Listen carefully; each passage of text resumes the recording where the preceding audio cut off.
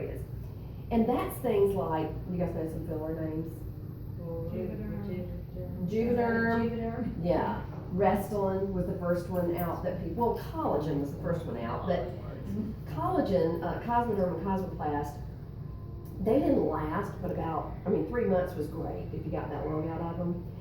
So when the hyaluronic acids came out, like Restylane was the first one out, and it would last 6 to 9 months, everybody's like, I want that one, forget this other stuff.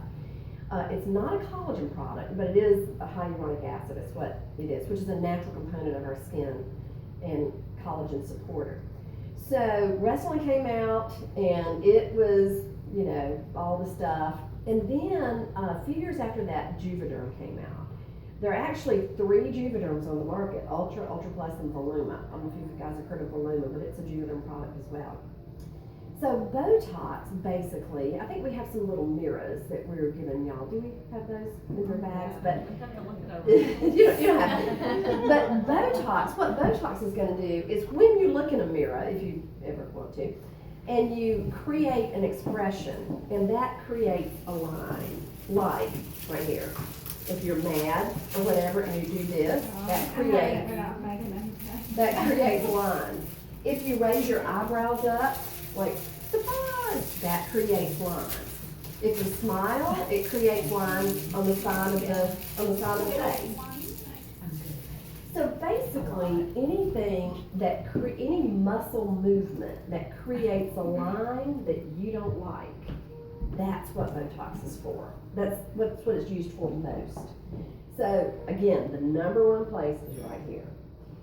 And partly because this area not only does this, but it does this. It pulls down. And one thing I've learned over the past 15 years, probably my motto, my mantra is up is good and down is bad. I don't care what you're talking about. So whether it's breast or eyes or ears, whatever. So if you can get this lifted a little bit, then people like that. Because what you may not quite be there, some of you may, but what we do subconsciously is hold our brow up. We hold our brow up with the muscle movement, which creates lines up here. So if you can feel like your eyes are opened enough without actually punching the muscle and creating lines, that's a good thing. So Botox basically is going to be for lines.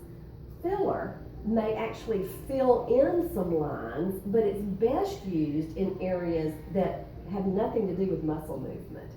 And the number one filler place is right in here. So I'm not creating muscle movement to create the shadow in here. That's just from gravity and loss of volume. So we know those are 2 things that's gonna happen. We all are gonna lose volume in our face. That's when you think of like Granny on the Beverly Hillbillies. Do y'all remember that show?